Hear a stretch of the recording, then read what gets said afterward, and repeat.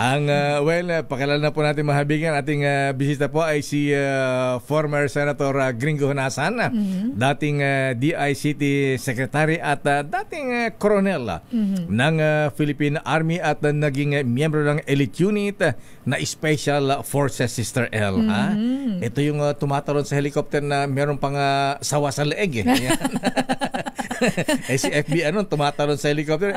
Fidel Valdez Ramos tumatalon naman sa nag-sky jump isang case naman ng beer ang dala-dala. Itong si Senator Honasan po ay naging pangunahing leader ng Reform the Armed Forces Movement o RAM. Ayan, hindi po right away, ma'am. Ayan. Ang RAM ay isang grupo na opisyal ng militaryo na naglayong magreforma sa Armed Forces of the Philippines. Ayan. At laban sa katiwalian. At hindi na kailangang i-memorize pa ang naging role nila ni Manong Johnny sa EDSA People Power Revolution. Bakit ikaw? The DZRH Job Interview for 2025 Midterm Elections. Ito pong bisita natin mga kaibigan nag-a-apply ng trabaho. Ayan. Sa ating mga kababayan, sa mamamayang Pilipino. Ayan, gustong bumalik sa Senado. Senator Gringo Honasan, sir, Secretary, sir, maganda umaga po sa inyo. Magandang umaga, Lakay Leo, Sister L. No? Maraming salamat sa pagkakataon na ibinigay ninyo sa amin. Bati mo na yung mga Bicolano, yung mga Oragon. Siyempre, Diyos Marina Aga po sa inyong gabos. Ito pala si Sister L, Oragon. Oragon din. Mas Oragon. Oragon na magayon pa. Magayon pa. Siyempre, hindi pwedeng itanggi ko yun. Anyway, Senator Gringo Honasan, sir, ayan, kayo po ay naging DICT Secretary, naging cabinet member ng dating administrasyon, naging senador. Bakit ngayon ay gusto nyo bumalik ulit sa Senado? Meron ba kayong hindi natapos na misyon na trabaho sa Senado na gusto nyo balikan na Senator, sir? Well, Lakay Leo, no? Sister Ella, mawalang galang sa inyo. Huwag kayong magagalit sa mga kababayan natin na nanonood at nakikinig. Baka pwedeng baguhin yan, bakit ikaw? Bakit hindi? Bakit? Bakit hindi? Bakit hindi? Bakit po? Bakit naman hindi? Hindi, marami tayong kailangan tapusin na trabaho. No? Hindi na ako nangangako magbuhat nung tumakbo tayo sa unang pagkakataon noong 1995. No? Dahil lahat ng pangako ko noon, ginawa ko na at pinagpatuloy ko. Okay. So, kulang pa yung introduction mo, Lakay. Ano bang... diba? 17 years na sundalo, 7 taon na rebelde. Tapos, diba? Kauna-unahang independyente. Modesty aside. Dahil para po sa mga kaalaman ng ating mga kababayan, Lakay, si Sen, ang kauna-unahang independent candidate senator na nanalo sa ating bansa. At siya rin, Lakay, ang isa sa pinakabatang koronel sa Pilipinas. At saka dagdagan ko na rin kasi di ko na binasa kaya nang pinaalala niya. Ayan, siya rin po ay nanguna sa ilang coup attempt. Yung pa, no? Tawag nila, yung coup attempt, no? Baka para sa kaalaman ng mga kumbayan natin. Please, paki-explain po. Agawin mo yung kapangyarihan.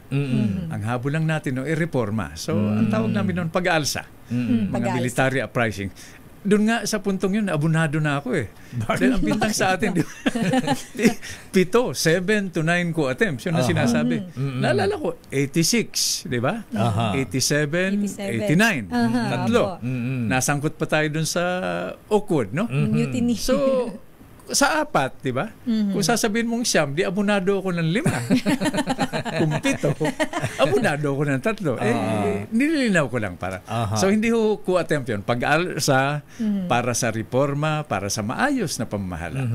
At nitong mga 7 or 9 coup attempts sa Senator Gringo Honasan, sir, ano po ang nangyari? Ano po ang siyempre may negative at ano po ang positive na nakita po ninyo epekto na yung mga coup attempt? Well, namulat yung sambayanan, no? Okay. Bakit?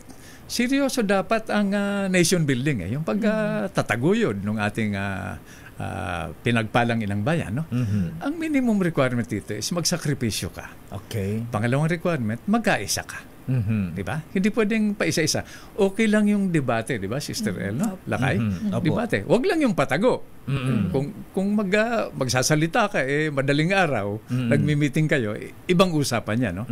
Pero yung lantaran, debate, di ba, sa media, multimedia, social media. So, okay lang yan, yung paligsahan ng kuro-kuro. Mhm. No. So, importante ang natutunan natin doon, kailangan talaga magkaisa. Ang problema, Lakay, no, Sister El, is tuwing may people power o tuwing halalan, Mhm. pakatapos natin iluklok yung bagong mga makapangyarihan sa pwesto, nag-uuwian tayo. Mhm. Hindi natin sinisingil, di ba, yung iniluklok natin. Dapat ang singilan, hindi during elections, kundi between elections. At yun ang naisip ko na kung pagbibigyan tayo ng mamamayan, pagkakatiwalaan tayo na maibalik sa Senado, yun yung mga hindi natin natapos na trabaho, no, yung development. So, ang plataforma natin ay seguridad.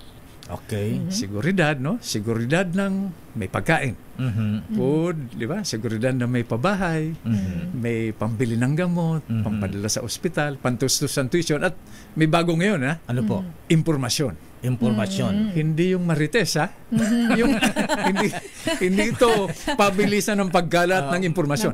Maricon Pabilisan ng paggalat ng katotohanan. Ayan. Maricon. Aha, ayan. At speaking of, nabanggit nyo yung security, Senator Honasan, sir, ayan, ano po ang stand nyo? Grabe ang bullying ng China sa atin ngayon. Ayan, kita yung mga kanilang barko, hindi lamang sa Palawan, West Philippines, sa Zambales, nakarating na ng Pangasinan, La Union, at meron pa sa Mindanao. Paano natin tutugunan ito bilang dating military officer. sir? Lakay Deo, iniinis tayo. Nga Di ba? po. Dinuduro tayo, di ba? Ngayon, lahat ng issue, pangalanan ninyo, Sister El, no? Kahit na anong issue, dapat ay iugnay natin sa pangunahing pangangailangan. Di ba? Talagang kailangan i-relate natin doon sa food, clothing, shelter, health, education, at impormasyon. Okay, West Philippine Sea. Opo. Sa atin yan. Sa atin yan.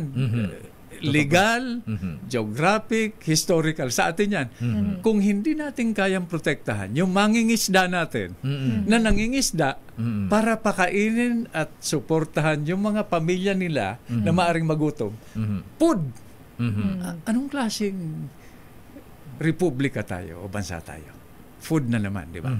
So sa atin talaga yan. Ngayon, iniinis tayo. Huwag tayong mapikon.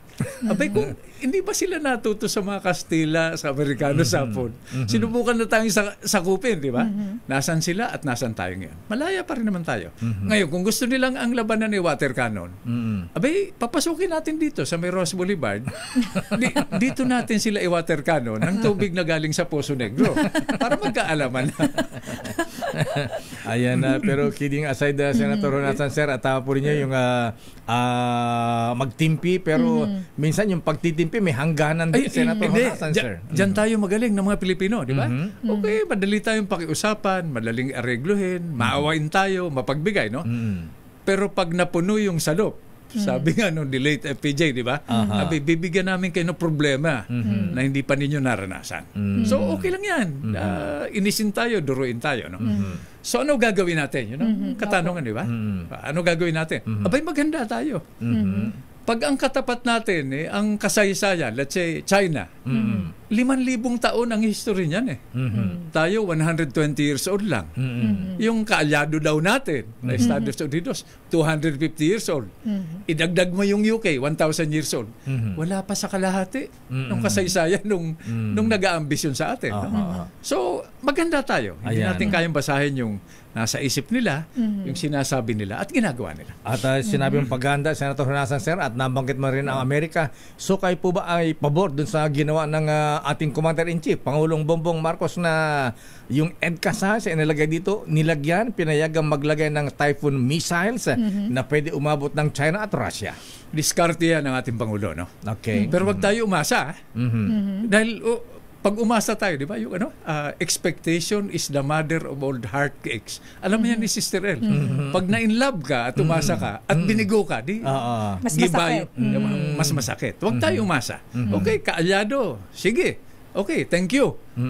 Kung sa oras na ng kagipitan, hindi sila mag-deliver dahil magpapaalam pa sila sa Kongreso bago presidente nila, ano gagawin natin? So, wag tayo umasa, maghanda tayo ng sarili nating diskarte ito.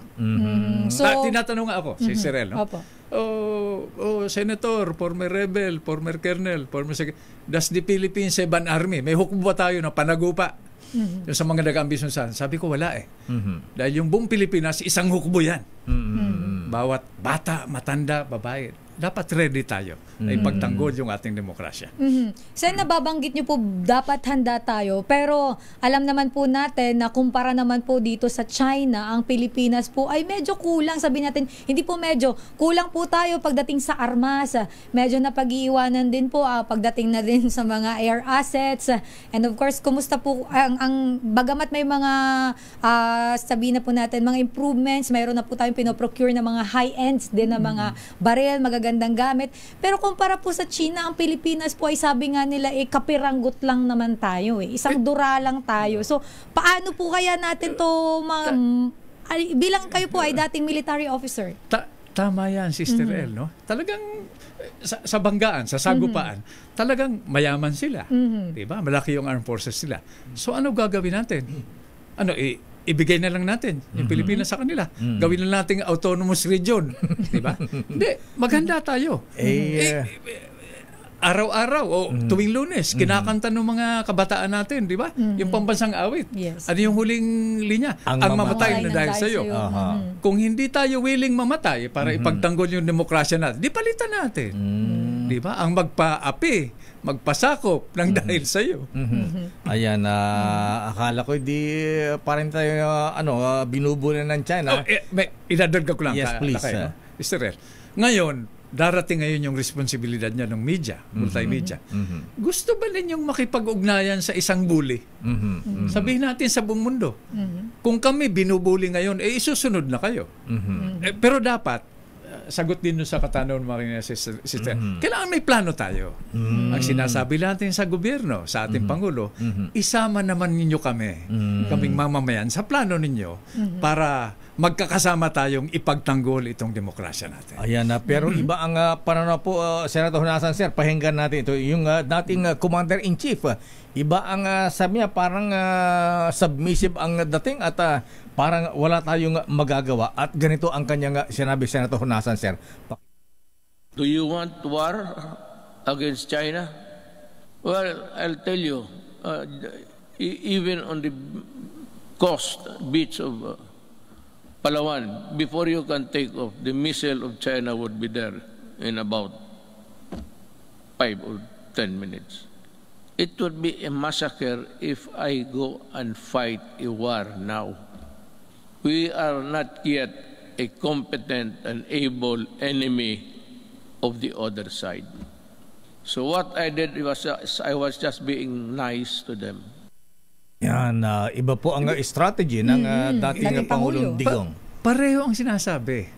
Diplomasya muna. Okay. Usapan muna, di ba? Negosasyon. Ayaw ninyo. Anong magagawa natin? Yung tanong mo kanina, Sister El, no? So, dahil wala tayong kakayahan, ibibigay na lang natin, pati yung kinabukasan ng ating mga anak. Province of China. Ang punto ko lang dito, ilang pong taon, ilang dekada, ilang daang taon natin pinaghirapan na makamit natin yung kalayaan. Dahil lang may bully sa harap natin, ibibigay na natin. O di, yun na, i-dissolve na natin yung Republic of the Philippines. So tama ang sinasabi ng dating Pangulo. No? Wala tayong kalaban-laban sa sagupaan. Yung ba ang ibig sabihin, hindi na tayo maghanda. Diba? Wala na tayong plano. Diba? Titihaya na lang tayo, sasabihin, sige, bahala na kayo sa amin. Ayan. Hindi naman ganun. Yung isang kasama yung macho black sa Senado, former Senator Ping Lacson, ha? Kasi madami na huli mga Chinese spies dito, Senator Honasan, sir.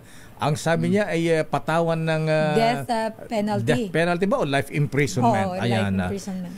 Anong stand niya sa mga ganyang pagpasok ng mga foreign spies? Dadagdagan ko lang, di ba? Yes, sir. Ang susi dyan, yung datos. Bakit may foreign spies dito? Di ba? Pagbaba niyan sa barko o sa aeroplano, pagharap sa immigration, kung dumaan sa immigration, sa customs, o kaya kung saan dumaan, dapat alam na natin. Di ba? Pagharap sa'yo, sino ka? Check. Di ba? Saan ka pupunta? Ba't ka nandito? Check. Pag may pagkakaiba, abay, pigil muna. Paano yan nakapasok? Ayun. So, datos na naman. Yun ang pangalawang advocacy natin. Di ba? Digitalization, impormasyon. Oo nga pala, galing ko sa DICT. Sa DICT Senator. po kayo Di ba? galing. At saka, mabilis na ngayon yan, di ba? Kable, antena, satellite, di ba? So, yan ang punto ko rito. No? Ang minamanage natin dito ay time, panahon, at saka impormasyon. Ayan, at saka malabanan yung mga scam, mga pogo-pogo. Senator, anong ista nyo sa pogo? Well, yung pogo, pareho na naman. Paano ba na mayagpag yung mga pogo? Paano nakapasok yung mga dayuhan na nandyan sa mga pogo? At yung nakikita, let's say, Bamban, kaya ka mag-tricycles from Manila to Bamban, di ba? Kaya mo magpasok ng isang hukbo siguro sa Southern Philippines nang hindi natin malalaman. Bakit tayo nakapokus lang dito? No? So, datos na naman, impormasyon, intelligence, at coordination. Intelligence. Ayan, oo. At Lakay, sa iba naman, mayroon ka pa bang pahabol, Lakay? Sige. Sa ibang issue naman tayo, pag-usapan natin. Nabanggit mo kanina, Sen, pagdating po dyan sa West Philippine Sea, nabubuli yung ating mga mangingisda na nakakaapekto sa kabuhayan at pagkain. Yes. Usapang food security po muna tayo. Base po sa datos, latest na datos ng SWS po, noong December 2024, nasa 25.9 po na mga Pilipino ang nakaranas ng involuntary hunger. So, sa harap po ng deklarasyon naman ng food security, kagabi lang po, food security emergency ng Department of Agriculture, dahil nga po sa tuloy-tuloy po yung pagtaas ng presyo ng bigas dito sa atin at hindi po may paliwanag yung rason bakit po patuloy yung pagtaas. Ano po kaya ang pwede natin gawin para matiyak na sapat ang supply at abot kaya ang presyo ng bigas para po sa lahat ng mga Pilipino at ito po ay makakarating of course at hindi maaabuso po ng mga mapagsamantalang negosyante. Histerel, nagdeklara na yung ating kalihim ng Department of Agriculture ng Food Security Emergency. Opo. Okay. Ngayon, kailangan malaman natin, yan ba ay supply problem? Kulang ba yung itinanim at inani? O distribution problem? Ano ang utos ng ating kalihim? Siguro, galing rin sa ating Pangulo, no? Abay, buksan na yung mga bodega at i-distribute na. Ibig po sabihin, may bigas. May bigas Malay sa pala. bodega. May bigas. So, ibig sabihin, supply problem. Di ba? Supply problem. Hindi pagkukulang sa itinanim at inani. Kung distribution problem naman, nasaan yung pinaka-nagugutom, pinaka-maliit, pinaka-malayo? Datos na naman. Datos na naman, no? Kaya lang na-read ko kanina yung statement ng isang kandidato, no? Na sapat yung pondo. Abay, ako, iba ang pananaw ko. Ano po? Kahit ng pinakamayan na bansa, nangungutang. So, hindi sapat yung pondo. So, yung national priorities. Di ba sabi na, inclusive growth, sabay-sabay.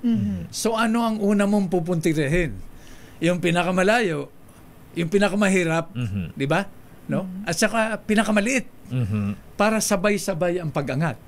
Hindi mo pwede sabihin, may nagugutom na barangay, let's say sa Tawi-Tawi, maghintay muna kayo, next week na namin kayo pupuntahan. So yung national priorities at datos na naman ang susi para mabilis ang intervensyon. Mabilis na yung pagsaklolo ng gobyerno.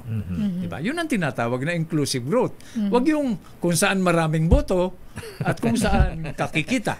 Hindi ganun ang inclusive Parang growth. iba yata yun. Election campaign na. Yun nga. Sir. At saka, ulitin ko yung sinabi ko niya, ang singilan sa eleksyon, hindi during election. Eleksyon natin every 3 years. Ang singilan, between elections. Paka-look-look natin sa mga kandidato, ang sigilan, nangako kayo ng eleksyon. Ano ginagawa nyo ngayon? Close monitoring. Datos na naman. Kaso di kayo pinapansin papansinin ka lang pagka malapit ng eleksyon Pumapansin lang sa akin, ikaw at saka yung kaibigan natin sa Toyota. Tsaka Sister El ngayon.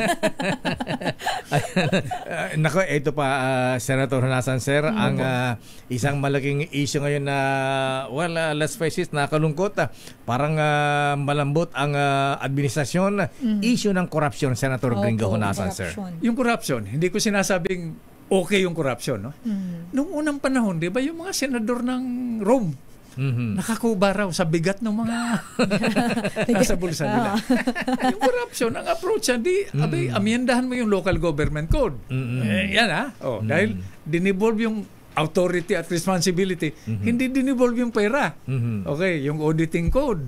Diba? Yung internal revenue code. Hindi, ang punto ko lang rito, Lakay, no? Yes, sir. Yung corruption, pwedeng i-control yan at bawasan.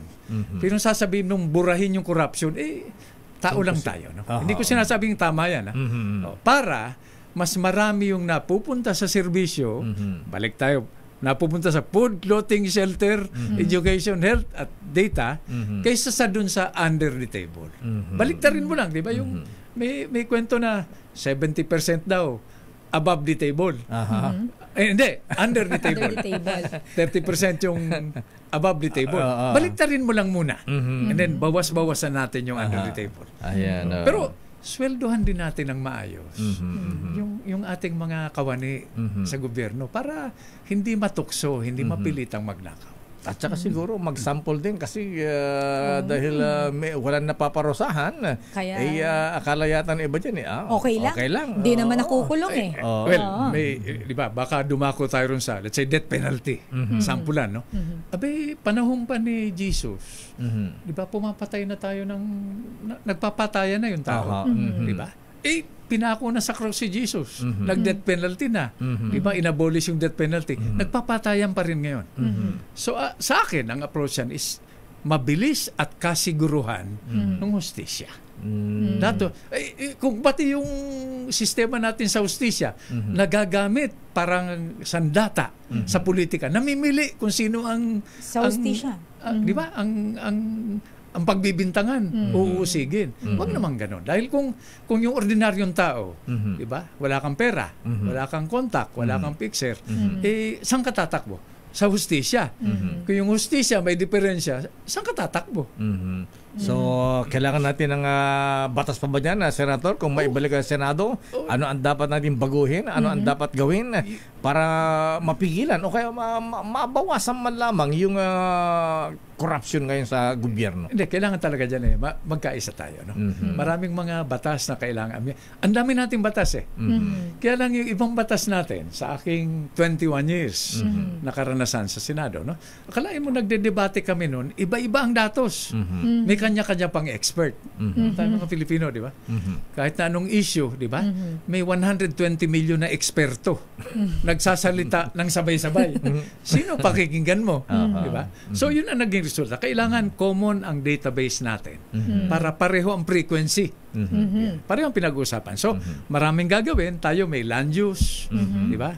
Ang kakambal niyan, yung naipasan natin na National Disaster Risk Reduction Management Law, di ba? Dahil di ba, kailangan alam mo kung anong lupain yung kailangan for residential, industrial, commercial, government center. Para alam mo kung saan padadaanin yung kalsada, yung release ng tren, saan ilalagay yung pier. Ganun ang inclusive at seryosong development. Senator Honasan, sir, kung kayo po ay makabalik sa Senado, ayan, ano ba ang inyong magiging advocacy sa, meron ba kayong partikular na iniisip sa edukasyon, sa kalusugan, ayan, ekonomiya, tsaka pagdating naman po national security.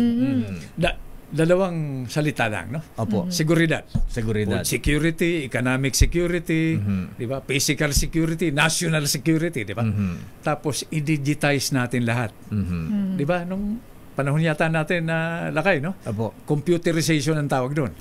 Sinasabi natin, pero kailangan iangat pa ang implementa. Sinasabi natin, pero hindi natin ginagawa. Bakit?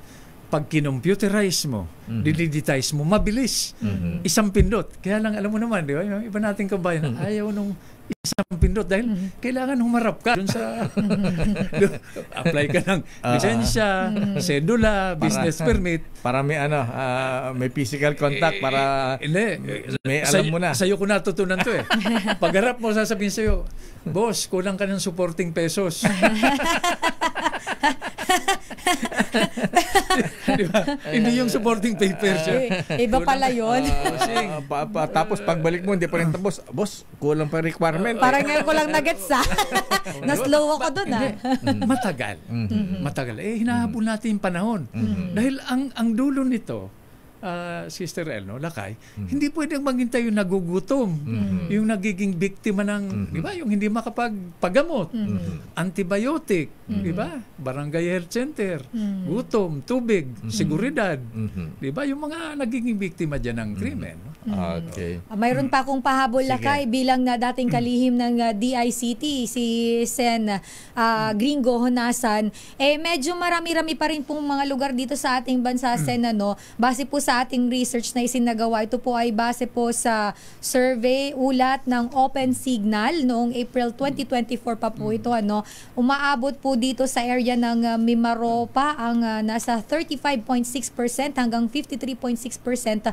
Yung wala pa rin daw pong stable na signal, cellular ng mga cellphone, maging sa Zamboanga Peninsula po, ay mayroon din. So, ano po kaya, bilang kayo po ay dating kalihim, ang tanong po, ano po kaya, bilang malawak po ang inyong karanasan sa larangan ng impormasyon at komunikasyon, Sen, na isa din po sa gusto niyong isulong po, kung kayo po ay tatanggapin muli ng ating mga kababayan at iluluklok sa Senado, ano po ang inyong mga konkretong plano para po ito matugunan yung mga ganitong problema at matiyak po na may access yung bawat Pilipino po sa internet at may maayos po na signal na malaking tulong din, Sen, sa edukasyon ng ating mga kabataan. Sister Lakay, no? 2.5 years ako sa DICT. 800% ang increase nung stable broadband. Signals. Yung pre-Wi-Fi, 500%. Kinapos lang ako ng oras dahil sabi ni tumakbo raw tayo, di takbo. Kaya nakulangan, Sen. Itutuloy ko lamang yun, Sister El, no? Dahil kailangan talaga i-digitize. Yun lang, hindi naman sa pagpipintas ito, no? Sa mga opisyalis natin. No? Kailangan iakyat pa ang antas ng kaalaman ng gobyerno mismo, no? Para sa digitalization dahil mabilis. Ito, pinabibilis natin, di ba? Ang usapan lang naman sa information and communications technology, pabilisin para ang pakikialam natin, ang pagbibigay ng tulong, ang pag-rescue, mabilis. Ayan, Senator Honasan, Sir, ang sabi ng Pangulong Marcos, yung daw mga buwabati ko sa issue ng 2025 national budget, ay part daw po ng destabilization. May alam po ba kayong nagplaplaro pa ng destabilization laban sa Marcos administration, sir? Alam mo, Lakay, no? Pag sinasabong destabilization, bumibilis yung tibok ng puso ko. Ang tingin mo sa akin, parang may kahalong bintang. Parang hanggang ngayon, rebelde pa. Hindi natin masisi yung ating Pangulo. Diba? Dahil ginagawa, ang hirap ng trabaho siguro ng Pangulo. No? So, hindi, yung destabilization, sa akin, okay lang na lantaran. No?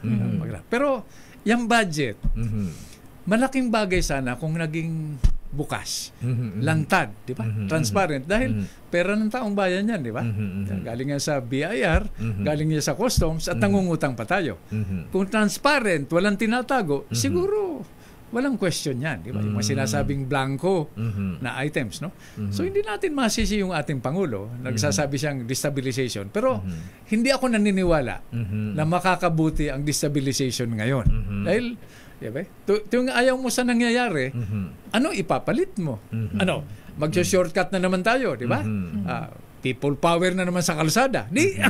Ang gawin natin, isara na natin yung mga korte. Baka makatipid pa tayo. Tuwing may issue, destabilization, budget, ipon-ipon tayo sa MOA o sa Luneta. Yung interesado sa issue, taasan na lang ng kamay. O sino ang pabor, taas ang kamay. Sino ang kontra. Yung mas marami, yun ang manalo. Baka makatipid ba? Yung ba ang gusto natin? Ayan. Di ba? Hindi makakatulong. Pero uulitin ko, no? Importante rito yung pagkakaisa. Sayang talaga, Sister El, no? Lakay, itong bansa natin, pinagpala talaga. Di ba? Marami tayong problema. Pero yung ekonomiya natin sa level ng ating Pangulo, no, sa gobyerno, pumapalo ng 6 to 8%. Doon sa taas. Ang hamon sa ating lahat, hindi lamang sa gobyerno, kung paano mararamdaman ang pag-angat ng ekonomiyang ito doon sa mga kababayan natin na kumakain sa basurahan. Yun ang inclusive growth. Diba? Yun ang kasikasuhin natin. Hindi yung, diba, destabilization. Wala tayong mapapala dyan. Diba? So, to be clear, Senator Honasan, sir, wala kayong nalalaman, kinalaman dito sa binibin. Kaya sabi, bubibilis ang pitingin ng puso mo ba? Wala kayong kinalaman, wala kayong alam dito sa sinasabi na administrasyon, Pangulo na may destabilisasyon. Lakay Dayo, ako walang alam. Baka ikaw naman may mga bubuyot ka na may alam. Di? I-share mo naman sa amin. Mas malawak ang intelligence sa information ninyo. Hindi yung intelligence. Ito intelligence. Diba? Hindi yan tungkulin lamang ng armed forces. Walang barangay, walang iskinita dito, Sister El, na hindi alam natin. Hindi natin alam. Hindi alam ng barangay captain kung sino yung tambay, sino yung lasenggo, di ba? Sino yung mga hindi nag-aaral yung mga anak, di ba? Yung impormasyon, yan ang intel. Ipasa mo sa pulis para sila naman ang magremedyo. Senator Honasan, sir, bilang panghuli po, bigyan po kayong pagkakataon para kausapin ating mga kababayan kung bakit kayo dapat ibalik sa Senado. Unang-una, yung proposal ko yes, sir. pag-isipan nyo ni Sister El, di ba? Yung bakit ikaw bakit hindi? Bakit hindi naman? Walang galang. Bakit naman hindi? Okay. Ang kailangan lang dito, marami tayong gawain na kailangan tapusin. Kung pala rin tayo na maibalik, ang importante rito, ito ang mensahe at panalangin ko para sa taong bayan. No? One flag. Di ba? Isang bandera. One nation. One people. Together. Patuloy tayong mangarap, pero tapatan natin yung pangarap natin ng dasal.